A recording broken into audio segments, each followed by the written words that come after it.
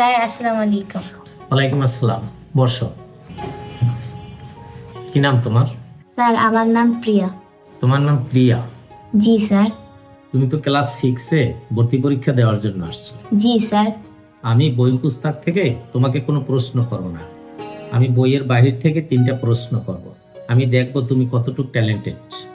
তুমি যদি 3টা প্রশ্নের সঠিক উত্তর দিতে পারো তাহলে আমাদের স্কুলে ভর্তি হতে পারবে। তুমি কি প্রস্তুত? Yes sir. প্রথম প্রশ্ন, 3 চোর আম চুরি করতে গেছে। একজন আম গাছের আগায়, আর একজন আম গাছের মাঝ বরাবর, আর একজন নিচে আম কুড়াচ্ছে। এরই ভিতরে আম গাছের মালিক টের পেয়েছে এবং চিল্লায়ে বলল, ওখানে কে রে?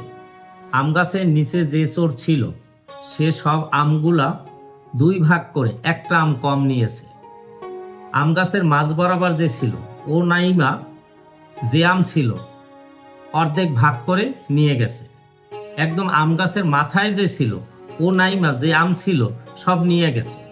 এবার 3 বন্ধু এক জায়গায় হয়ে দেখলো সবার ভাগই সমান। তোমাকে বলতে হবে ওই গাছ থেকে ওরা কতগুলো আম চুরি করেছিল।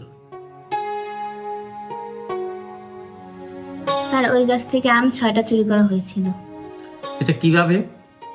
স্যার গাছের নিচে যে চোরটি ছিল 6টা আমকে 2 ভাগে ভাগ করে সে একটা আম কম নিছে, মানে সে 2টা আম নিছে। এরপর দ্বিতীয় চোর 4টা আমকে 2 ভাগ করে 1 ভাগ নিয়ে গেছে। এরপর তৃতীয় চোর সব আম নিয়ে গেল, দেখা গেল যে সবার ভাগ সমান। হ্যাঁ, তোমার উত্তরটি একদম সঠিক হয়েছে।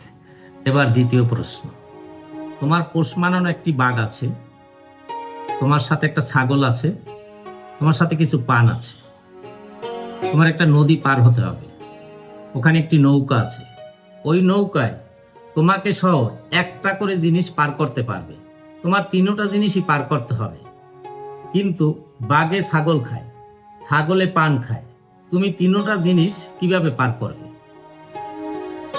স্যার প্রথমে আমি ছাগলটাকেই পার করব, কারণ বাঘ পান খায় না। ছাগলটা ওপারে রেখে আসব, আইসা বাঘটাকে নিয়ে যাব, বাঘটা রেখে আবার ছাগলটাকে নিয়ে আসব সঙ্গে করে। ছাগলটাকে এপারে রেখে পান নিয়ে যাব, কারণ বাঘ পান খায় না। শেষবার এসে ছাগলটা সঙ্গে করে নিয়ে যাব। এভাবেই আমি 3টা জিনিস পার করব। হ্যাঁ, তোমার উত্তরটি চমৎকার হয়েছে, একদম সঠিক হয়েছে। এবার তৃতীয় প্রশ্ন, একটা গাছে একজাক পাখি এসে প্রত্যেকটা পাতায় একটা একটা পাখি বসলো, কিন্তু একটা পাখি বসতে পারলো না, সে উপরে উঠতেছিল। আবার ওই পাখিগুলি আকাশে উড়ে প্রত্যেকটা পাতায় জোড়ায় জোড়ায় বসার পরে একটা পাতা বেশি হয়েছে।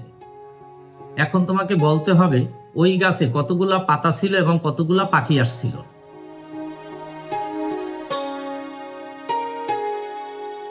স্যার ওই গাছের 3টা পাতা 4টা পাখি বসেছিল। এটা কি করে সম্ভব?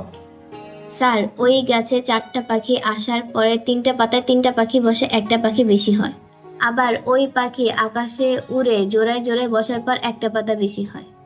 হ্যাঁ, তোমার এই উত্তরটিও সঠিক হয়েছে। সত্যিই তুমি অনেক ট্যালেন্টেড, আর তুমি আমাদের স্কুলে ভর্তি হওয়ার জন্য যোগ্য প্রার্থী। Thank you sir. তাহলে আজকে আমি আসি। আসসালামু আলাইকুম। ওয়ালাইকুম আসসালাম।